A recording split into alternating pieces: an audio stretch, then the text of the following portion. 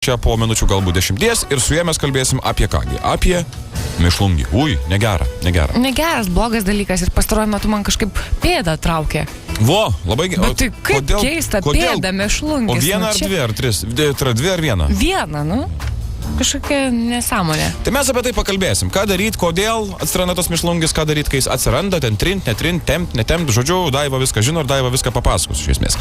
Dar vienas ketvirtadieniams priskirtinas dalykas yra žaidimas, kurio pavadinimą labai gerai žino Giedrė ir netgi esmę yra pažinusi to žaidimo. Nupjauk sporto šaką, taip vadinasi šitas žaidimas, o jo metu jūs iš garso turite atpažinti, kokia tai yra sporto šaka ir pasirodyti, ar esate ekspertas, ar nesate ekspertas, ar jūsų klausa gera, ar galbūt reikėtų truputėlį pasitobulinti. Žaidimas geras, laukim jo kartu, o dabar...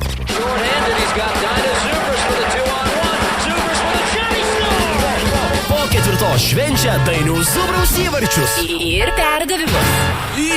Nieko mes nelaukim iš tikrųjų. Kaip jau tapo įprasta, o įprasta tai yra labai gražu ir smagu ir gera, mes bandome švęsti Dainiaus Zubraus pasižymėjimus NHL ledo ritulio lygoje, ar tai būtų perdavimas, ar tai būtų įvarčiai. Tikrai bet taip. jokių būdų ne baudos minutės.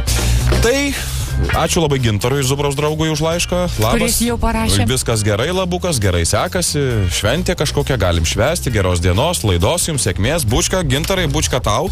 Na ir imkimės mes reikalų, nes šią naktį kai kas įvyko iš tikrųjų. Taigi, ponios ir ponai, šią naktį NHL ledo ritulio lygoje Dainiaus Zubraus New Jersey Devils komanda turėjo aršų mūšį išvykoje prieš Anaheimo Ducks komandą. Rungtynės buvo įtemptos. Pirmavo viena komanda, po to kita komanda, o po pratęsimo valio rungtynės laimėjo velniai 4-3. Klausimas mums ir jums yra svarbiausias. Ar pasižymėjo Dainius Zubrus? Ne, mums tai yra svarbu. Atsakymas yra štai čia. Tried to make a pass to Bonino, instead it's kept in. Lindholm knifes it along the boards, Allen knocked down. Elias steps in front, they score! Kažkokį mes čia triukšmą girdėjome, bet iš esmės mes galim pasakyti...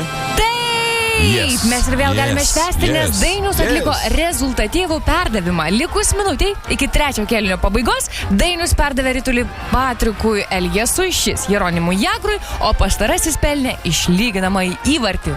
Valio! Tai gali būti Jeronimas, gali būti Jaromyras. Koks skirtumas? Ir mes su Giedre apkalbėjom tokį reikalą, kad kai tik mes pradėjom krutėti, pradėjom švęsti Dainiaus Zubraus įvarčius perdavimus ir pradėjom raginti per atstumą Dainių pasižymėti, jis ima ir pasižymė kiekvieną mielą grajų, iš tikrųjų.